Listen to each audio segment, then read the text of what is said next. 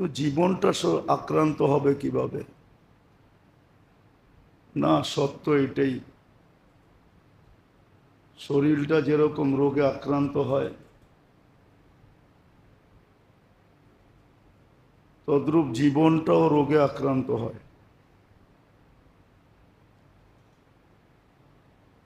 শরীরের রোগটা ছোঁয়াছে না, একজনের ভিতর থেকে আরেকজনের ভিতরে যায় না, এটাই সত্য। কিন্তু জীবনের রোগ এটা ছোঁয়াছে, এটা একজনের ভিতর থেকে আরেকজনের ভিতরে, একজনের দ্বারা শতজন আক্রান্ত হয়।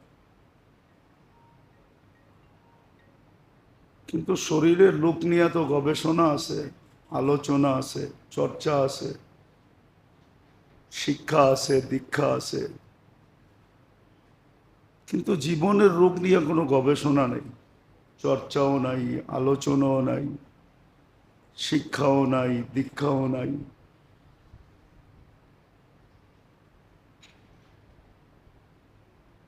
শরীরের রোগে এরকম আছে যে এক রোগ একাধিক রোগকে সৃষ্টি করে, একটা হইলে আরো কয়েকটা হয়, একটার থেকে আরো কয়েকটার উৎপত্তি হয়। জীবনের রোগও এরকম আছে, একটার থেকে কয়েকটা না কয়েকশ তৈরি হয়। শরীরের রোগ দ্বারা তো ব্যক্তি আক্রান্ত হয়, কিন্তু জীবনের রোগ দ্বারা সমাজ আক্রান্ত হয়, পুরা দেশ আক্রান্ত হয়। তার পরিধি অনেক বড়।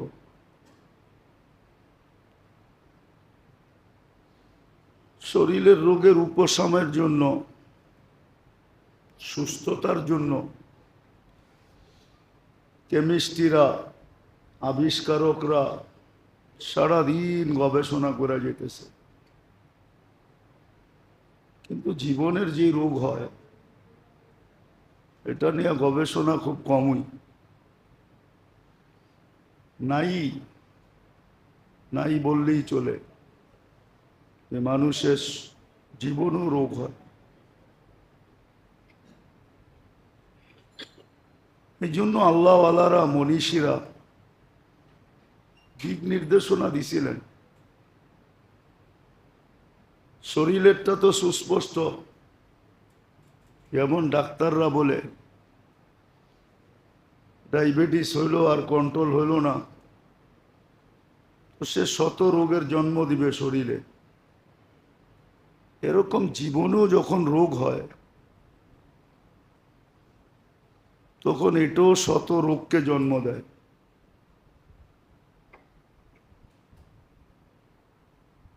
শরীরের রোগ এরকম কয়টা জানি না, যে একাধিক রোগকে জন্ম দেয়। দুই চারটাই হবে, দুই চার 10টাই হবে। কিন্তু জীবনের রোগ যেটা, যেটা সমস্ত রোগকে জন্ম দেয়, উম্মুল আমরাজ বলে এটাকে, রোগের মা। মা যেরকম বাচ্চা জন্ম দেয়, ঠিক জীবনের রোগগুলো মানুষের জীবনে শত রোগের জন্ম দেয়। আবারও বলতেছি, শুধু তার জীবনটা আক্রান্ত হবে না, বরং যার ভিতরে আসবে একটা হবে, তার দ্বারা পুরা সমাজ আক্রান্ত হবে, পুরা গোষ্ঠীকে গোষ্ঠী আক্রান্ত হবে। আজকে অ্যানালাইসিস করলে দেখা যায় এটাই, চিন্তা করলে দেখা যায় এটাই, মানুষের জীবনে রোগে আক্রান্ত। অথচ যেই মানুষ সংজ্ঞা ছিল যে মানুষ কাকে বলে, মানুষের সংজ্ঞা ছিল মানুষ বানানেওয়ালার পক্ষ থেকে, মানুষ যিনি বানাইছেন আল্লাহ, ওনার পক্ষ থেকে সংজ্ঞা ছিল যে মানুষ কাকে বলে। আন্নাস মাইয়ান ফাউন্নাস, যে মানুষকে উপকার করে। কিন্তু এখন বিলকুল উল্টা, মানুষ ওকেই বলে যে মানুষের অপকার করে।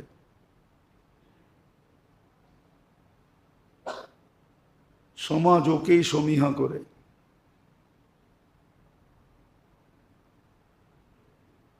তো মানুষের সংজ্ঞা বিলকুল উল্টায় গেছে, শুধু জীবনের রোগের কারণে। আর দেহের রোগের চিকিৎসা দুনিয়াতে সম্ভব, যদি চিকিৎসা নাও হলো। কিছু রোগ এরকম আছে যেটা আক্রান্ত হয়ে মানুষ মারা যায়, তো শাহাদতের মৌত পর্যন্ত মিলে।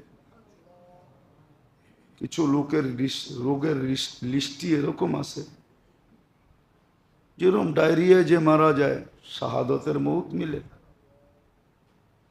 করোনায় যারা মারা গেছে মহামারীতে, শাহাদতের মৌত। মহামারীতে যে মারা যায়, এরকম আরো কিছু রোগ আছে, জ্বরে যে মারা যায় শাহাদতের মৌত মিলে। কিন্তু জীবনের রোগে যদি কেউ আক্রান্ত হইল আর চিকিৎসা না হইল, প্রথম তো মানুষ ক্লিনিকে এই জন্যই যায় যে রোগের নির্ণয় করা হোক, রোগ চিহ্নিত করা হোক। এই জন্যই কিন্তু টেস্ট হয়, চিহ্নিত করার পরে চিকিৎসা হয়। ঠিক প্রত্যেক মানুষ যদি নিজের জীবনের রোগকে চিহ্নিত না করলো, ভালো মতে বুঝি, আর এটা সঠিক চিকিৎসা না হইল এই দুনিয়ায়, তাহলে কিন্তু এটার চিকিৎসা জাহান্নামে হবে আর নির্ঘাত হবে, নিঃসন্দেহে হবে। জাহান্নাম কিন্তু দুনিয়ার জেলের মতো না, আর দুনিয়ার আয়নাঘরের মতো না, বড় কঠিন জিনিস। এত কঠিন যদি না হইতো, তাহলে কিতাবে পাওয়া যায় জিবরিল আমিনের মতো ব্যক্তি, যেদিন থেকে জাহান্নাম আল্লাহ তৈরি করছেন আর উনি দেখছেন, ওই দিন থেকে ওনার কান্না এখনো থামে নাই যে আল্লাহ আমাকে জাহান্নামে না দিয়া দেয়। আমরা তো শুনতেছি, দেখতেছি না। আল্লাহ দেখাইতেছেন না, শুনাইতেছেন। বর্ণনা আছে জাহান্নাম কি জিনিস। জীবনের রোগ যদি নির্ণয় না হইল, চিহ্নিত না হইল, এটা আমি চিহ্নিত না করলাম,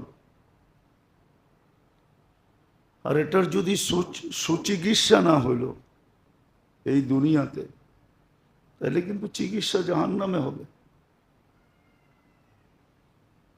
শরীরের রোগ নির্ণয় করার জন্য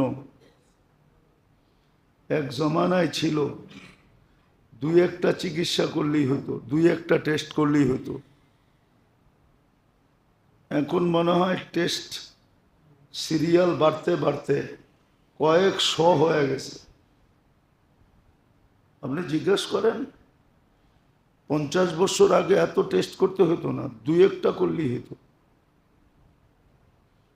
আর এখন কয়েকশো হয়ে গেছে টেস্টের সিরিয়াল। কিন্তু তারপরও দেখা যায় আগের তুলনায় রোগীর সংখ্যা বাড়তেছে, ডাক্তারখানাগুলা জমজমাট, ক্লিনিকগুলাতে উপচে পড়া ভিড়। এত টেস্টের মাত্রা বাড়ার পরেও যে রোগের মাত্রা কমছে এমন না, মেডিসিন বাড়ার পরেও যে রোগের মাত্রা কমছে এমন না। কিন্তু গবেষণা চলতেই আছে, চলতে থাকবে। এটা নিয়ে আমাদের আলোচনাও না, বুঝানোর জন্য বলতেছি, বোঝা উচিত যে আমার জীবনটা কোন রোগে আক্রান্ত, আর মৌলিক রোগ কয়টা। আসলে দেখলে দেখা যায় জীবনের মৌলিক আসল রোগ হলো 6 থেকে 7টা, যেগুলা সব রোগকে অস্তিত্ব দেয়। এর থেকেই সব রোগ পয়দা হয়, এইগুলার থেকেই সব রোগ সৃষ্টি হয়। আর হইতে হইতে বাড়তে বাড়তে এত বাড়ে এত বাড়ে, যেটা বলা অতীত বাড়ে, বলা অতীত বাড়ে, বলা অতীত বাড়ে, এত বাড়ে। তো যেটা বুঝাইতেছিলাম ভালো মতে বুঝি আর নির্ণয় করি, চিহ্নিত করি যে এই রোগগুলো আমার ভিতরে আছে কিনা, চিকিৎসা করি। কেননা সত্য এটাই, দেহটা আল্লাহর দেওয়া, যদিও আমি ব্যবহার করি, আমি আমার বলি, কিন্তু বাস্তবে এটা আমার না। তো সৃষ্টিকর্তা একজন অবশ্যই আছেন। নিজে নিজে হয় না, নিজে নিজে যদি হইতো তাহলে মানুষ সন্তানহীন কেন থাকতো? বহুত মানুষ দুনিয়াতে আছে সন্তানহীন, সন্তান নাই, নিজের সারা জীবনের পুঁজি অন্যের হাতে উঠাইয়া দিয়া দিছে। নাম বলা যাবে, সারা বাংলাদেশের মানুষ চিনবে, নিজের সন্তান নাই, পালক সন্তানের হাতে কোত্থেকে পালতে আনছে এটাও জানে না, সারা জীবনের সম্পত্তি ওর হাতে উঠাইয়া দিছে। ও মোচ করতেছে, ফুর্তি করতেছে, আছে, নাম বলবো না, নামও জানি। সমাজে শীর্ষস্থানীয় লোকও আছে, সন্তান নাই, নিঃসন্তান,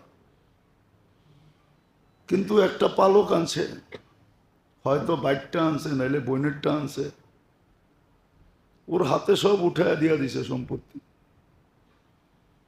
আর নিজে ফুর্তিতে আসে, ভাবতেছে আমার সন্তানই তো খাইতেছে, আসলে ওর সন্তানই নেই। তো বুঝা গেল এটা সৃষ্টিকর্তা আল্লাহ। ইয়াহিবু লিমান ইয়াশা'উ যুকুরা ওয়া ইয়াহিবু লিমান ইয়াশা'উ ইনাসা ওয়া ইয়াজআলু মান ইয়াশা'উ আকিবা। কোরআন এটাই বলে, যাকে ইচ্ছা মেয়েই দেন, যাকে ইচ্ছা ছেলেই দেন, যাকে ইচ্ছা কিচ্ছু দেন না। তো এটা বানানে ওয়ালা আল্লাহ, কসম খোদা, আল্লাহ বানানে ওয়ালা। বিদায় জীবনের রোগ চিহ্নিত করা উচিত, এটার হিসাব কিতাব কিন্তু নিবে এমন না, জাররারও হিসাব নিবে। জাররা তো চিনেন না, জাররা যদি চিনতেন ওটার জন্য গ্রামে যেতে হবে, আর ওই পুরান যুগের ঘর হইতে হবে, বেড়ার ঘর। ওটা দিয়ে যখন সকালবেলা বা বিকালবেলা পূর্বের সূর্য অথবা পশ্চিমের সূর্য যখন ঘরের ভিতরে ঢোকে, ওটার ভিতরে তাকাইলে দেখা যায় কি জানি নড়ে চড়ে বালুর কণা দেখা যায়, ওটার নাম জাররা। জাররারও হিসাব নেবেন। ওমান ইয়ামাল মিসকালা যাররাতিন শাররান ইয়ারা ওমান ইয়ামাল মিসকালা যাররাতিন খায়রান ইয়ারা। ওই জাররা ভালোরও মূল্য দিবে, কত দিবে এটা ভাবতে গেলে মানুষের এই ছোট ব্রেনের রক ফেটে যাবে। এই জন্য মানুষ ভাবে না যে কত দিবে, কত দিবে, কত দিনের জন্য দিবে। জান্নাতের কোনো প্রতিদান সাময়িক না, চিরদিনের জন্য। সাময়িক না, যে চাকরি আছে বেতন আছে না, চাকরি নাই বেতন নাই এরকম না। জীবন আছে তো পেনশন আছে, জীবন শেষ পেনশন শেষ এরকম না, চিরদিন দিবে। বুঝার বিষয়। এই জন্য জীবনের রোগের উৎস কি কি এটা চেনা দরকার, যে কোত্থেকে রোগ তৈরি হয় জীবনে। দেহে না, দেহ নিয়ে আমাদের আলোচনা না। দেহের জন্য একদল লোক আছে যারা সারাদিন এই দান্দাই করে, দেহ নিয়ে ভাবে। দেহের জন্য শত ক্লিনিক আছে, বাংলাদেশে তো এরকম উপজেলা আছে যে মানুষ এসছে ক্লিনিক বেশি। এত মুদি দোকানও নাই যত ক্লিনিক আছে। 2-4টা জায়গার নাম আমি জানি, ক্লিনিক আর ক্লিনিক। কিন্তু এটা নিয়ে আলোচনা না, আলোচনা হলো জীবনের রোগের মেইন জিনিস কি।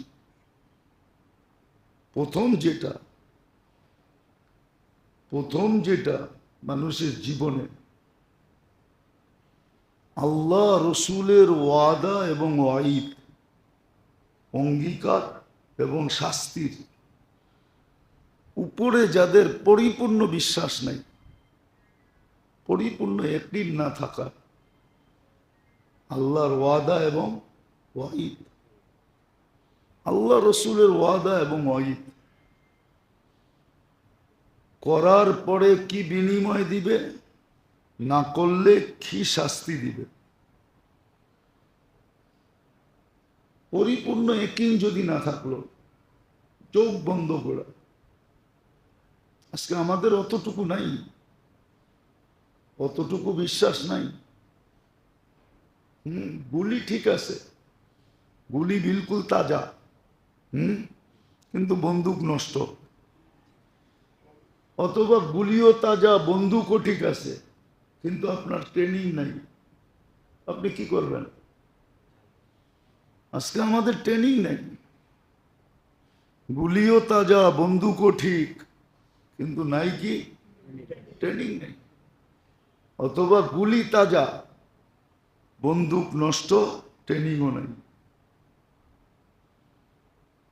সত্য এটাই।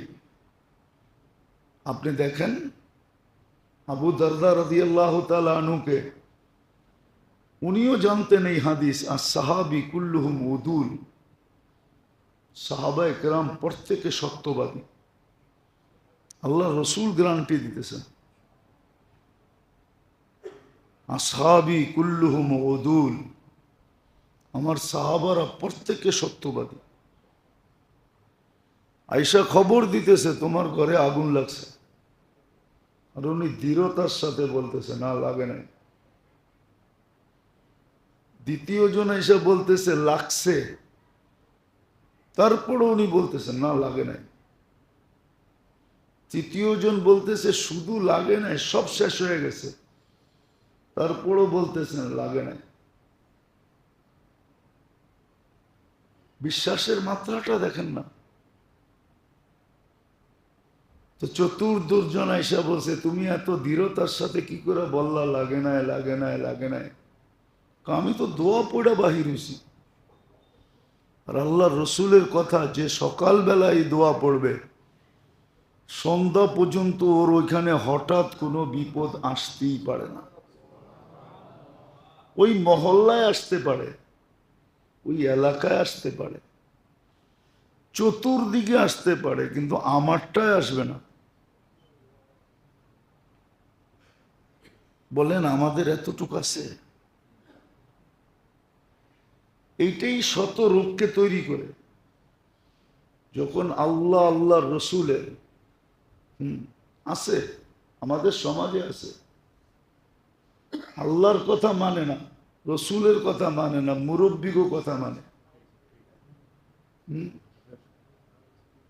আপনি হাদিস শুনান, শুনায় একটা কথা বলেন, কয় মশওয়ারা তো হয় নাই।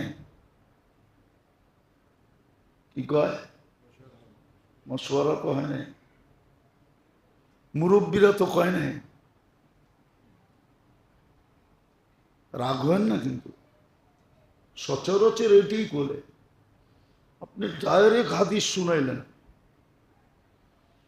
ও শুনায় দিবে আপনারে, না ভাই মুরব্বীরা তো মশওয়ারা করে না। কালকে তো আমি মশওয়ারায় ছিলাম, মুরব্বীরা তো বলে নাই মেম্বর থেকে, অমুকে বলে নাই, তমুকে বলে নাই। অথচ হাদিস আল্লাহ রসুল বলছে, আল্লাহ রসুল বলছে, আল্লাহর রসুল বলছে। তো সর্বপ্রথম জীবনের লোক যেটা শুরু হয়, প্রথম উৎস যেটা থেকে সব রোগ, এটাকে একটা শব্দে বলা যায় ইয়াকিনের দুর্বলতা। আল্লাহ আল্লাহ রসুলের উপরে বিশ্বাসের দুর্বলতা। লা ইলাহা ইল্লাল্লাহ পড়ে, কিন্তু আল্লাহর উপরে অতটুক, ওই যে বলে না প্রবাদ বাক্য আছে না, আল্লাহও লাগে ইল্লাও লাগে। এটা হলো দুর্বলতার থেকে বলতেছে, ইল্লা লাগে। আল্লাহ লাগলে আবার ইল্লা লাগবে কেন? আপনি আমারে বুঝান যুক্তি দিয়া। সমস্ত কিছু যার কাছে যার থিকা, ওইখানে আবার ইল্লা লাগবে কেন? আল্লাহও লাগে ইল্লাও লাগে, আল্লাহও লাগে ইল্লাও লাগে, তাহলে এটা কেন বলবে? বোঝা গেল ইয়াকিনের দুর্বলতা থেকে সমস্ত হাজারো রোগ তৈরি হয়, হাজারো রোগ, হাজারো রোগ। এই জন্য সাহাবা একরাম এটাই দেখছেন, দুটা জিনিস দেখছেন, আর আমাদেরকে তিনটা জিনিস দেখতে হবে, একটা বাড়ায়া দেখতে হবে। না নাউজুবিল্লাহ না, সত্য শোনেন আগে, তারপরে নাউজুবিল্লাহ পড়েন। সাহাবা দেখছেন আল্লাহ বলছে কিনা, আল্লাহ রসুল বলছে কিনা। আমাদেরকে আরেকটা বাড়ায়া দেখতে হবে যে আল্লাহ বলছেন কিনা, রসুল বলছেন কিনা, আর রসুলের সোহবত ইয়াফতা সাহাবা বলছেন কিনা। কেন আল্লাহ রসুল সাল্লাল্লাহু আলাইহি ওয়াসাল্লাম বলছেন, বিআইয়িহিম ইকতাদাইতুম ইহতাদাইতুম। আমার ১০০ লক্ষ সাহাবা, যার মেজাজ তোমার পছন্দ হয়, মেজাজ বোঝেন, যার মেজাজ তোমার পছন্দ হয়, এর যার পিছে তুমি চলবে তোমার পছন্দ মতো, তুমি গন্তব্যে পৌঁছা যাবে।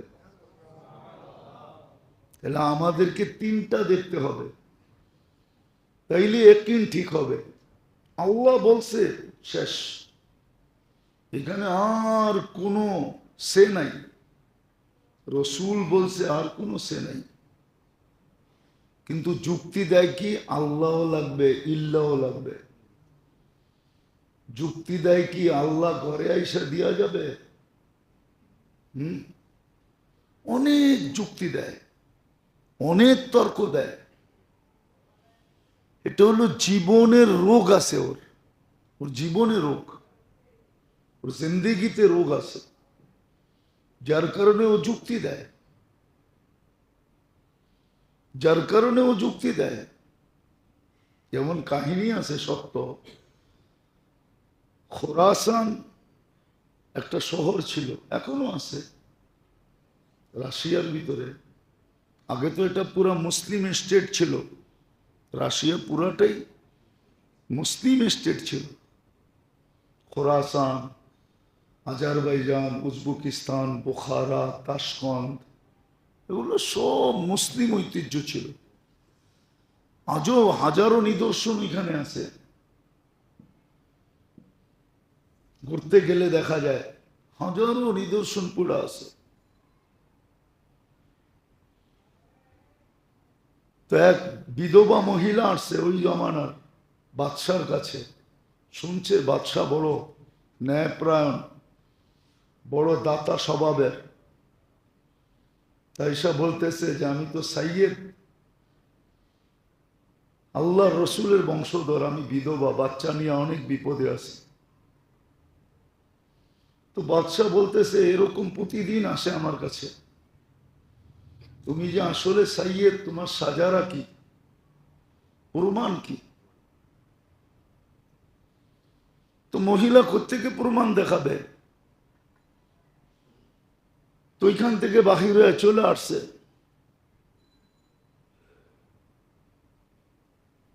চলে আসার পরে শুনছে যে এক অগ্নি পূজক পাশে আসে, সে বড় দাতা স্বভাবের লোক, তো তার কাছে গেছে, সে আশ্রয় দিয়া দিছে। তো রাত্রে স্বপ্নে দেখছেন রাজা রাসূলুল্লাহ সাল্লাল্লাহু আলাইহি ওয়াসাল্লামকে জান্নাতের এক ঘর দেখছেন। বলছে, ইয়া রাসূলুল্লাহ, এই ঘরকে? কয় যে মুসলমান, মোমেন। তো বলছে, আমিও তো মোমেন, আমিও তো মুসলমান। তো বলছে, প্রমাণ দাও, প্রমাণ দাও। তুমি না আমার মেয়ের কাছে প্রমাণ চাইছো, তুমিও প্রমাণ দাও। তো সে ঘুমের থেকে সজাগ হয়ে তালাশ করতে শুরু করছে, এই মহিলা গেছে কোথায়। তো ওই অগ্নি পূজকের কাছে গেছে, যা বলছে, ভাই এই ফ্যামিলি আমাকে দিয়া দে, তুই যত টাকা দিছস আমি এর চেয়ে 10 গুণ বেশি দিব। তো মজুসি বলতেছে, বেচা কিনা হয়ে গেছে, যেই স্বপ্ন তুমি দেখছো ওই স্বপ্ন আমিও রাত্রে দেখছি, আমি মুসলমান হয়ে গেছি, বিদায় আর বেচা কিনা করা যাবে না, সৌদা কমপ্লিট। সত্য এটাই, মানুষের ইয়াকিনে যখন দুর্বলতা থাকে, ইয়াকিনে আল্লাহ, আল্লাহর রসূল এবং সাহাবায়ে কেরাম, এই 3 জিনিসের কথার উপরে যখন দুর্বলতা মানুষের থাকে, এটা হলো রোগ সৃষ্টির উৎস। এইখান থেকে হাজারো রোগ তৈরি হবে,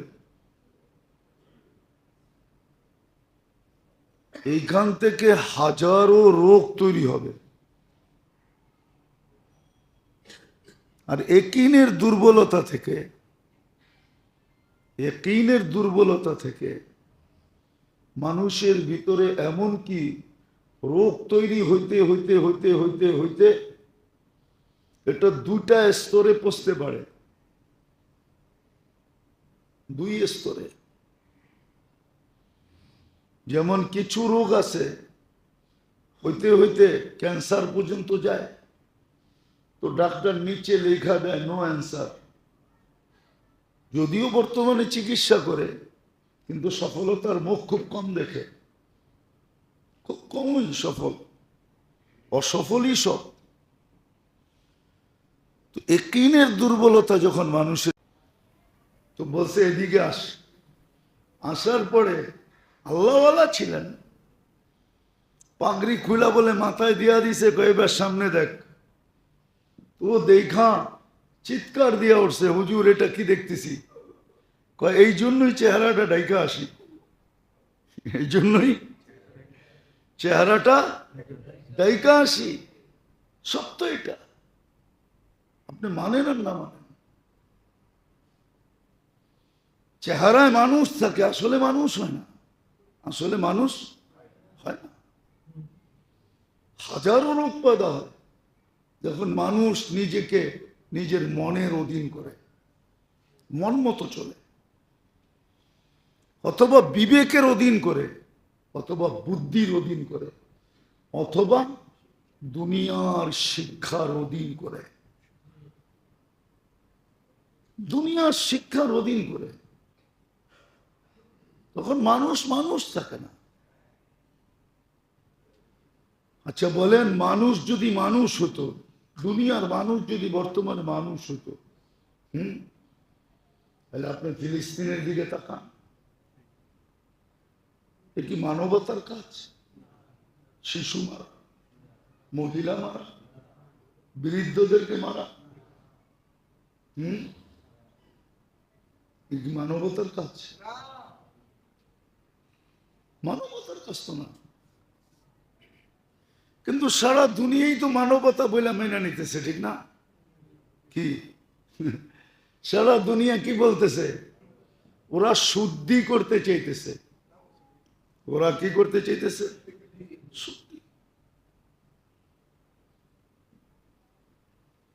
আমাদের দেশও তো ছিল এরকমই, বললে তো কথা মিডিয়ায় চলে যাবে,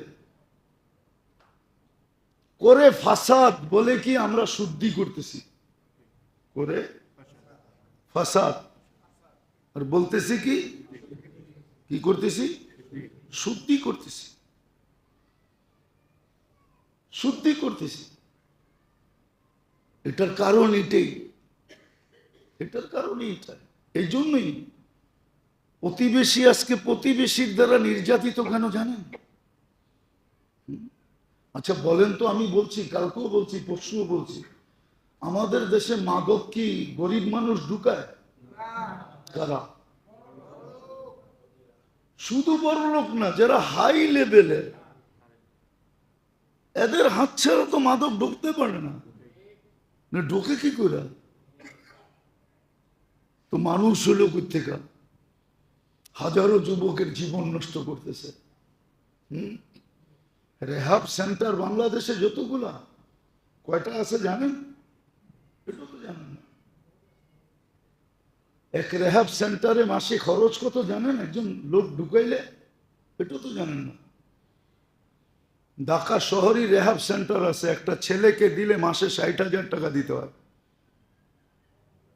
হয়তো গ্রামগঞ্জে 8-10 হাজার টাকায় হয়, কিন্তু ঢাকা শহরে এরকম রেহাব সেন্টার চিনেন? মাদক নিবারণ সেন্টার, মাদক আসক্তি যারা, 60 হাজার টাকা দিতে হয় মাসে। জীবন তো গেছেই। মাদক ছুইলেও যৌবন চলে যায়, খালি ছুইলে, খাইতে হয় না, কেন? এটা লানতকৃত, এটার উপরে আল্লাহর 100% লানত। এটা যে বহন করবে ওরও যৌবন থাকে না, যারা আনে ব্যবসা করে ওদেরও যৌবন নেই, ওদেরও যৌবন নেই, নাই যৌবন ওদের 100%। আপনি ডাক্তার দিয়ে চেক করান, স্বাভাবিক যৌবন নাই ওদের। আপনার যেরকম স্বাভাবিক আছে ওর স্বাভাবিক নেই। যে আনে, যে বহন করে, যে বিক্রি করে, যে হাত দিয়া নাড়াচাড়া করে, খাইলে তো কোনো কথাই নেই। নাড়াচাড়া করলেও যৌবন থাকে না। তো সব কিছু সৃষ্টি হইতেছে দ্বিতীয়টার কারণে। এটা হলো জীবনের রোগের উৎপত্তি স্থল।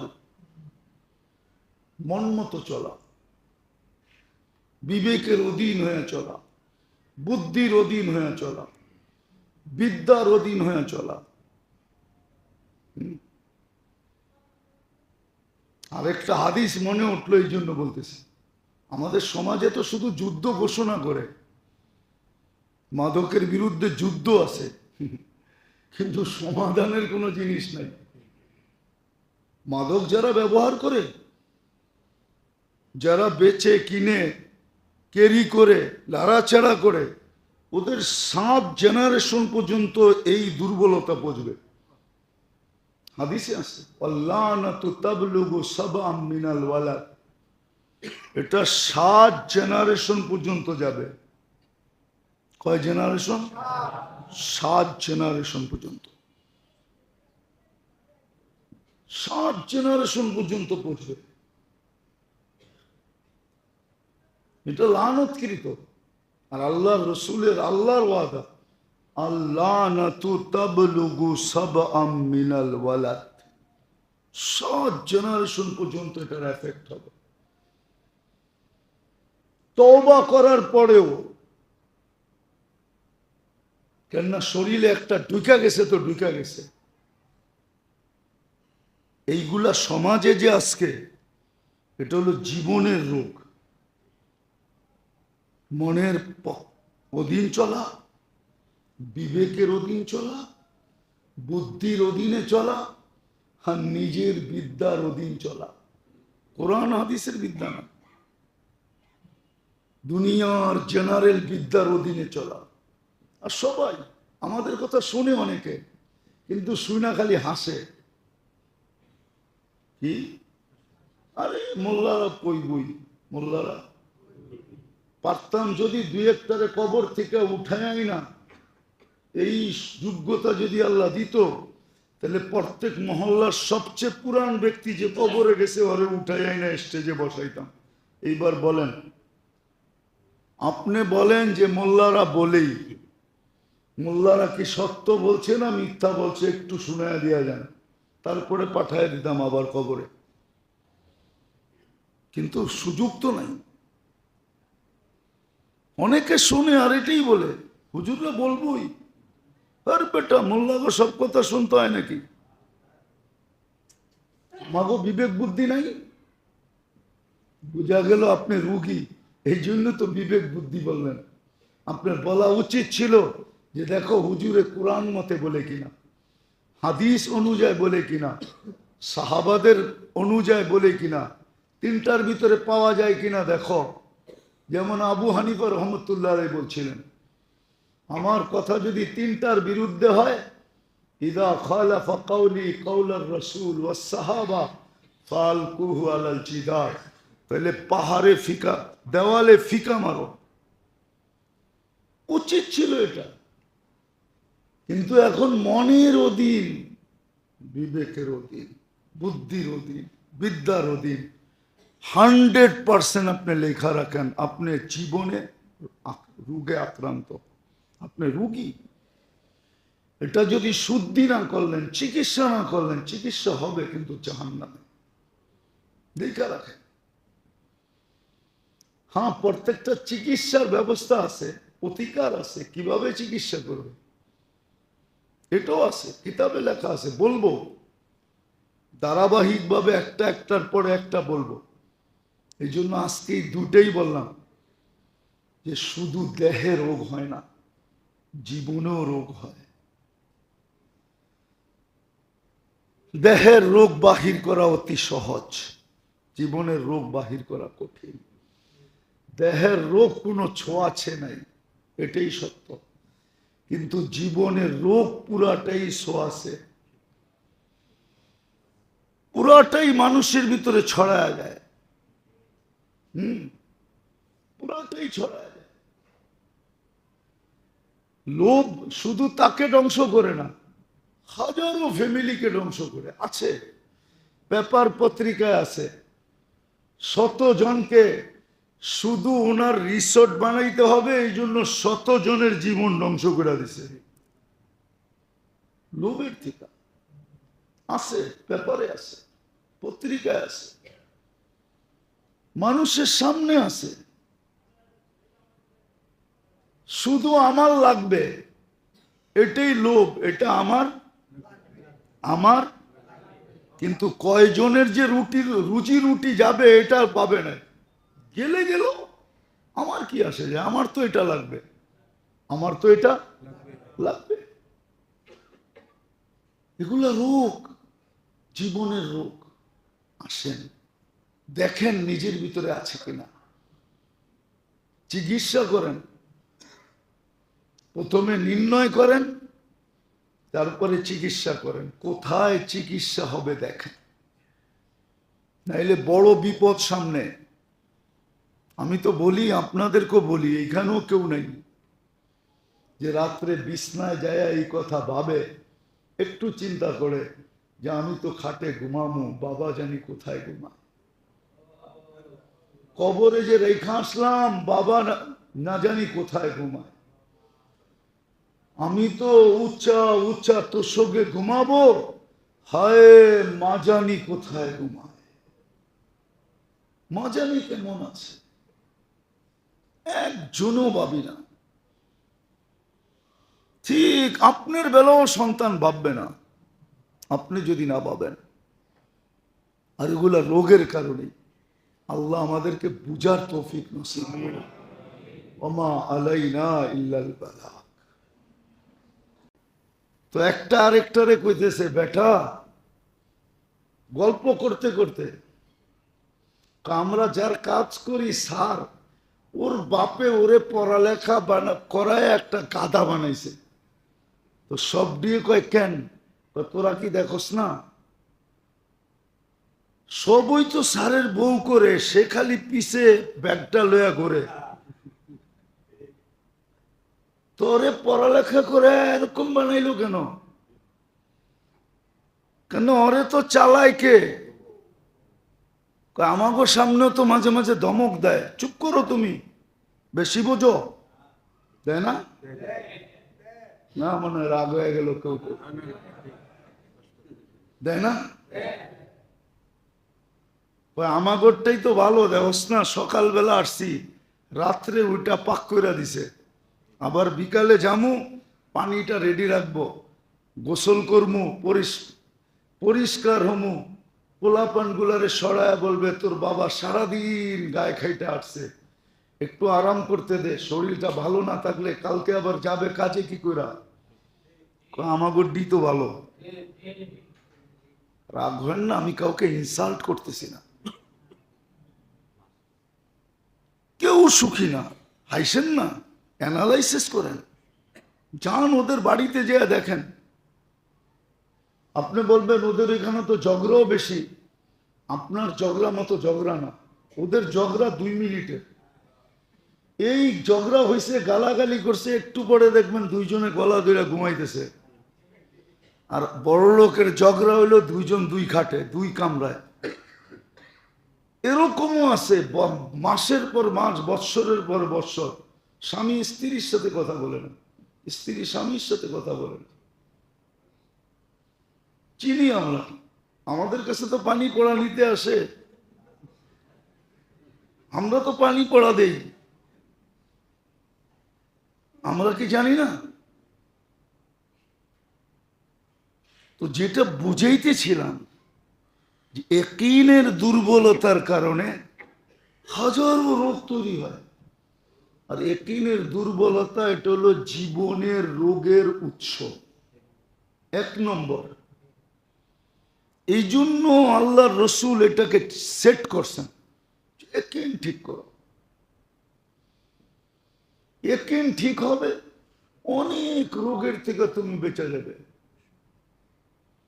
তুমি পাইলে বলবে আলহামদুলিল্লাহ, পাইলে বলবে আলহামদুলিল্লাহ, না পাইলে বলবে সাবার না, পাইলে বলবে শাকার না, শুকরিয়া আদায় করলাম, না পাইলে বলবে সাবার না, সবর করলাম। সত্য এটা, মানেন আমার কথা? মানে যাদের ইয়াকিন ঠিক, ওদের ঘুম যে কত আরামে হয় এটা আপনি বুঝবেন না। ঘুম যে কত আরামে হয় এটা আপনি বুঝবেন না। আর যাদের ইয়াকিন ঠিক হয় না, কেন ওদের ইয়াকিন ঠিক না হইলে লোভ হবে, ইয়াকিন ঠিক না হইলে লালসা হবে, ইয়াকিন ঠিক না হইলে হিংসা হবে, ইয়াকিন ঠিক না হইলে বিদ্বেষ হবে, ইয়াকিন ঠিক না হইলে দুশ্মনী হবে, আরো অনেকগুলো হবে। তো যার ভিতরে এতগুলা রোগ থাকে, ওর তো ঘুম ট্যাবলেট খাইলেও না হওয়ার কথা, ওর ঘুম ট্যাবলেট খাইলেও হবে না। এই জন্য বহুত লোক আছে ট্যাবলেট খাইতে, খাওয়া ছাড়া ঘুম হয় না। আর অধিকাংশ গরিব লোক আছে ও বিছনায়, এই যে দেখেন এখনো বয়া বয়া অনেকে ঘুমাইতেছে, বয়ান শুনতেছে আর কি করতেছে, ঘুমাইতেছে। আপনি বলেন লাউড স্পিকারের আওয়াজ, আমার চিৎকার, তারপর ওর ঘুম আসে কেমনে? বোঝাগুলো ও এইগুলার থেকে মুক্ত, এই জন্য ওর ঘুম আসে। আর আরেকজনের ঘুম আসে না লোভে, লালসা, হিংসা, বিদ্বেষ, দুশ্মনী, ঘুম আসে না। কেন? ও ভাবে সকালে উঠেই কোর্টে যেতে হবে, ঘুমাবো কোন সময়? এইখানে যেতে হবে, ওইখানে যেতে হবে, ঘুমাইতে পারে না। মাইনা নেন, ইয়াকিনের দুর্বলতা থেকে শত রোগ তৈরি হয়। প্রথম এটা, ইয়াকিন যখন দুর্বল হয়,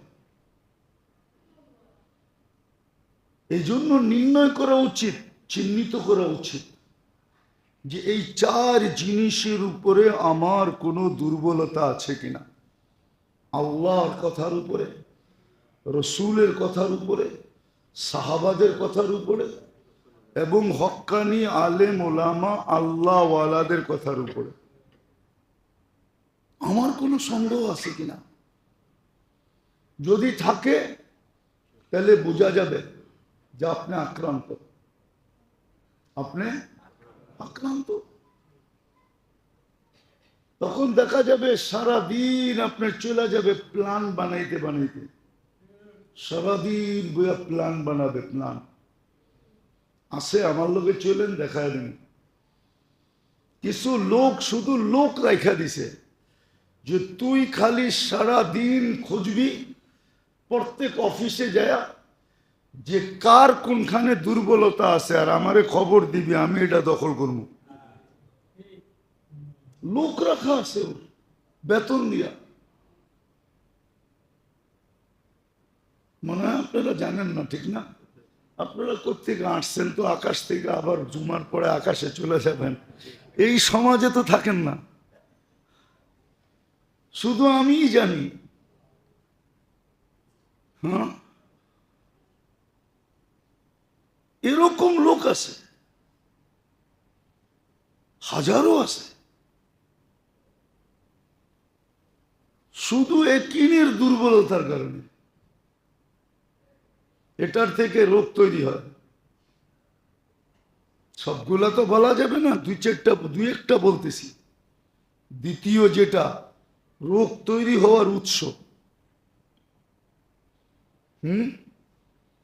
যখন মানুষ মনের অধীন হয়, অথবা বিবেকের অধীন হয়, অথবা বুদ্ধির অধীন হয়, অথবা নিজের শিক্ষার অধীন হয়।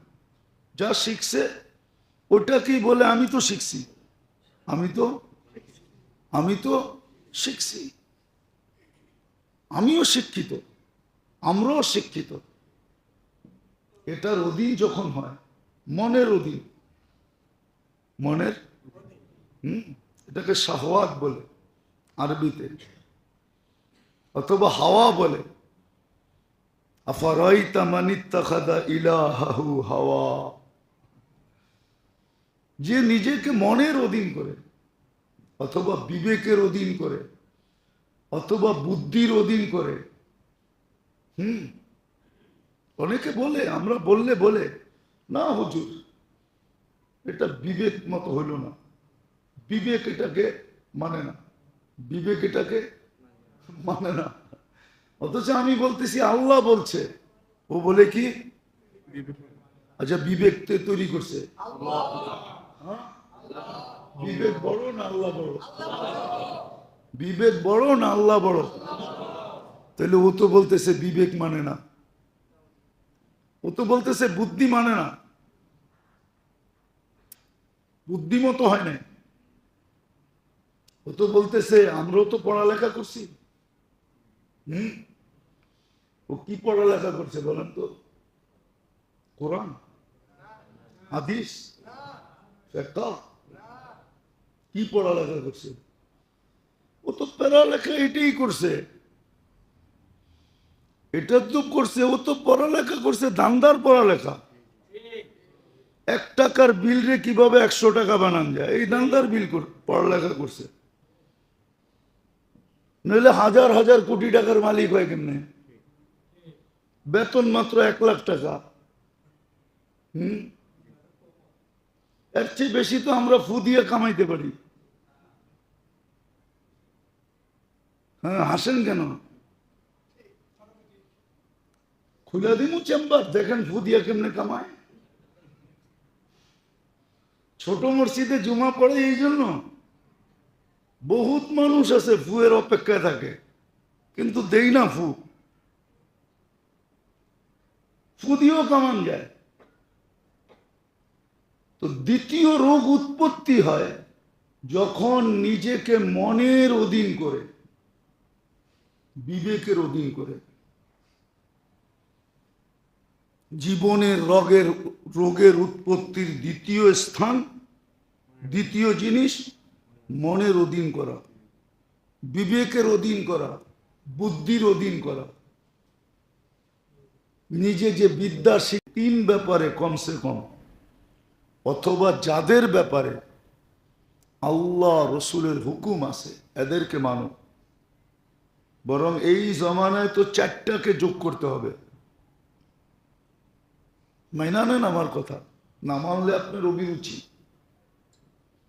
কিন্তু একদিন আপনি দেখবেন সত্য কোনটা মিথ্যা কোনটা। কুয়াশা সরলেই রাস্তা দেখা যায়, নাইলে ফগ লাইট লাগে, নাইলে ফগ লাইট ছাড়া কুয়াশা রাস্তা দেখা যায় না। আমরা তো সারাদিন রাত চলি, এই কুয়াশার সিজন আসতেছে, আমাদের মাথা ব্যথা বাড়তেছে, কেননা কুয়াশা রাস্তা এত ঘন হবে যে রাস্তা দেখা যাবে না। তখন গাড়িতে ফগ লাইট লাগবে, যদিও পুলিশ বলবে যে ফগ লাইট পাইলেই শহরে মামলা দিমু, কিন্তু তারপরও বাধ্য হয়ে লাগাইতে হয়। আপনিও একদিন বুঝবেন, কুয়াশা সরে গেলে বুঝবেন, কিন্তু ওই বুঝায় কোনো কাজে দিবে না। এখন 4টা, একটু আগে 3টা বলছিলাম, কিন্তু এই জমানায় 4টা। আল্লাহ, রসুল, সাহাবায়ে কেরাম এবং হক্কানি আলেম ওলামা আল্লাহওয়ালা। হ্যাঁ, আলেম ওলামা যেটা বলবে ওটাকে কইসা দেখতে হবে 3 কোষ্ঠী পাথরে, দেখতে হবে কোরআনে আছে কিনা, হাদিসে আছে কিনা, সাহাবা বলছে কিনা। যদি বইলা থাকে তো এটা মাথার উপরে রাখতে হবে।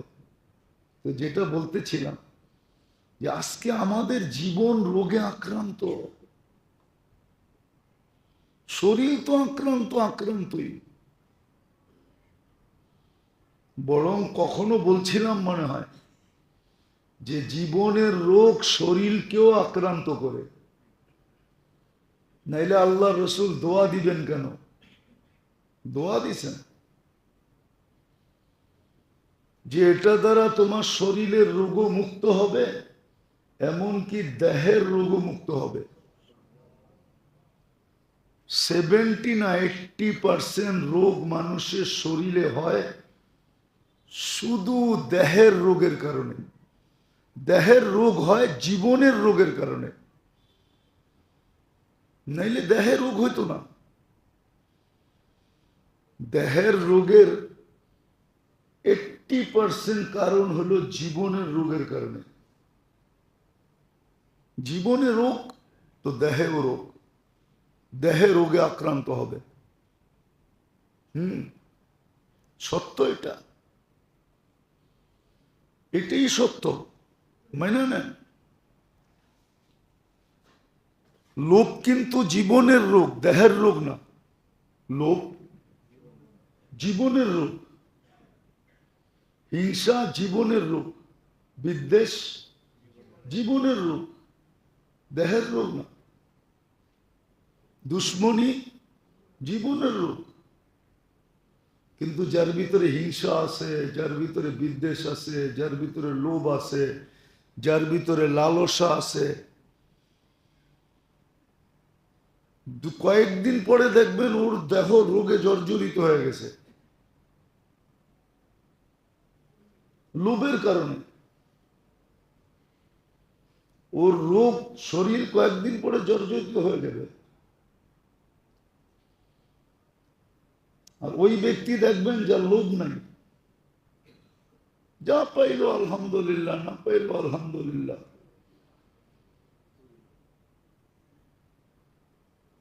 মানবে তো না কেউ, বলে বলবো। এই জন্য দেখবেন গরিবের জীবনে লোভ কম, কঠিন রোগ ওদের জীবনে কম। ধনীদের জীবনে লোভ বেশি। লোভ বেশি না? বেশি না? শব্দটা যদিও খারাপ, লোভ বেশি। আরো হইতে হবে, আরো হইতে হবে।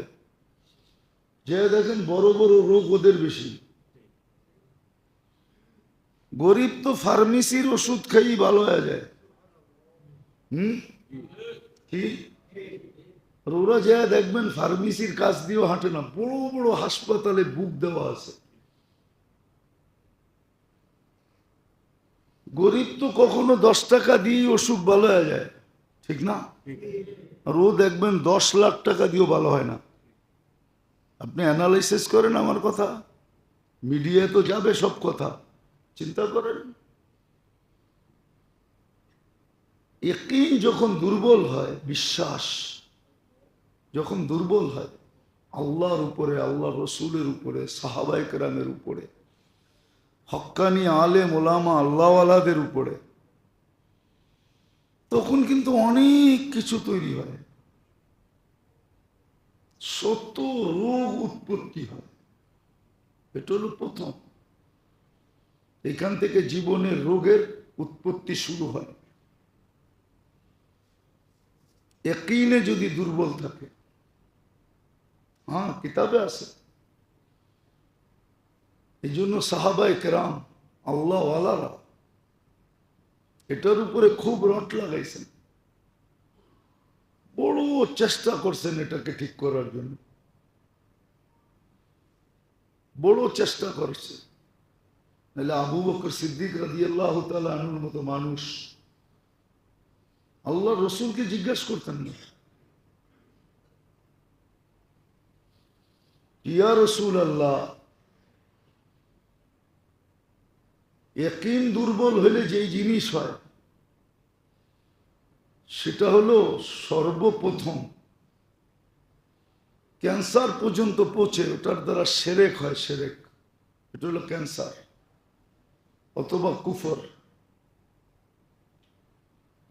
আবু বকর সিদ্দিক রাদিয়াল্লাহু তাআলা জিজ্ঞাসা করছে, ইয়া রাসূলুল্লাহ, শিরকে জলি প্রকাশ্য যেটা শিরক, এটার থেকে তো চোখে দেখা বাঁচা যায়, কিন্তু শিরকে খফি যেটা বুঝাই যায় না, ওটার থেকে বাঁচবো কিভাবে? আল্লাহ রসুল দোয়া শিখাইয়া দিয়েছেন, দোয়া সকালে পড়ো বিকালে পড়ো, আল্লাহুম্মা ইন্নী আউযু বিকা আন উশরিকা বিকা শাইয়্যান ওয়া আনা আ'লাম ওয়া আস্তাগফিরুকা লিমা লা আ'লাম। দোয়া শিখিয়েছেন যে এটা দিয়ে তুমি বেঁচে যাবে। এই জন্য আজকে যে আমাদের জীবনে রোগ, প্রত্যেকের জীবনে যে রোগ, নাইলে মনে করেন একটা কথা তো সুস্পষ্ট, এটা তো সুস্পষ্ট, আর দুনিয়া মাকসুম, তোমার ভাগে যা আছে তা মিলবেই মিলবে। যার কপালে যতটুক লেখা আছে অতটুক মিলবেই মিলবে। আর দুনিয়া মাকসুম, আর দুনিয়া বিত্তাকাদ্দুর, রুফিয়াতিল কলম জুফাতিল, রুফিয়াতিল আকলাম জুফাতিস সুহুফ। কুরআন বলে হুয়াল্লাযী খালাকাকুম সুম্মা রাযাকাকুম আল্লাহু হুয়ার রাজ্জাকু যুল কুওয়াতিল মাতিন ওয়া মা মিন দাব্বাতিন ফিল আরদি ইল্লা আলাল্লাহি রিজকুহা ওয়া ফিস সামাই রিজকুকুম ওয়া মা তুআদুন ফারাব্বুস সামাওয়াতি ওয়াল আরদি মিসলা মা আন্নাকুম তানতিকুন। সুস্পষ্ট তোমার দায়িত্ব আমার উপরে। তো লুবি হয়তো হয় কি করে, ও তো বলবে লুবি হয়ে লাভ নাই, শুধু আমি ক্লান্ত হব, শুধু আমি, কেননা ওর বেশি তো মিলবে না যেটা আল্লাহ বলছে, আল্লাহ যা চাইছে। বাংলায় একটা প্রবাদ বাক্য আছে, কথা আছে, যে যা ঘটছে তা ঘটার ছিল বিদায়ী ঘটছে। যা ঘটছে ঘটার ছিল বিদায়ী ঘটছে, যা ঘটে নাই তা ঘটার ছিল না বিদায়ী ঘটে নাই। সুস্পষ্ট বাংলায় লেখা আছে, এটার নামই ইয়াকিন। ইয়াকিনের দুর্বলতার কারণে আজকে জীবনে শত রোগে আক্রান্ত মানুষ। আল্লাহ রসুল সাল্লাল্লাহু আলাইহি ওয়াসাল্লাম সর্বপ্রথম এসে এটা ঠিক করছে। এটাকে জাগা মতে সেট করে দিছে। কিছু কাটা আছে, এটাকে যদি সেট না করেন তো ওটা খালি লড়তে থাকবে। কি ওটা খালি কি লড়তে থাকবে, আপনি লড়াইতে থাকবেন, ওটা খালি লড়তে থাকবে।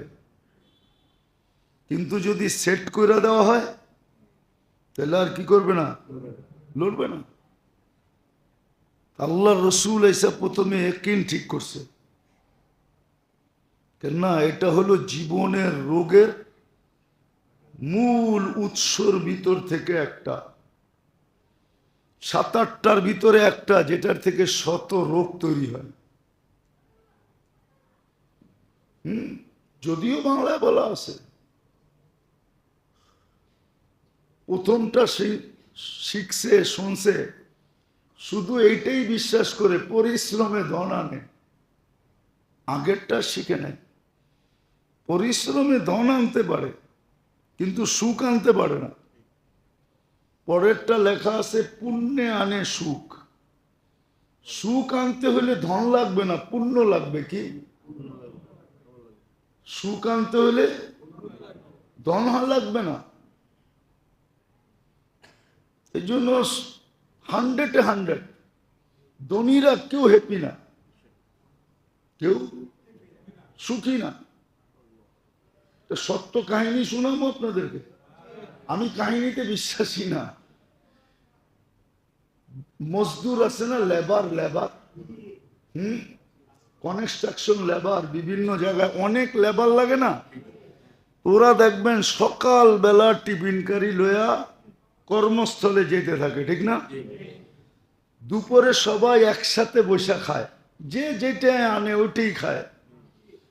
এখন সবাই বসে খাইতেছে, তো ওদের ভিতরে একজন লিডার থাকে, ঠিক না? এটা কিন্তু শোনা, কানে শোনা কথা বলতেছি। অনেক আগে, ওই সময় তো এতটুকু পরিচিত ছিলাম না, কেউ চিনতো না। এখন তো রাস্তাঘাটে সবাই চিনে, মিডিয়ার যুগ।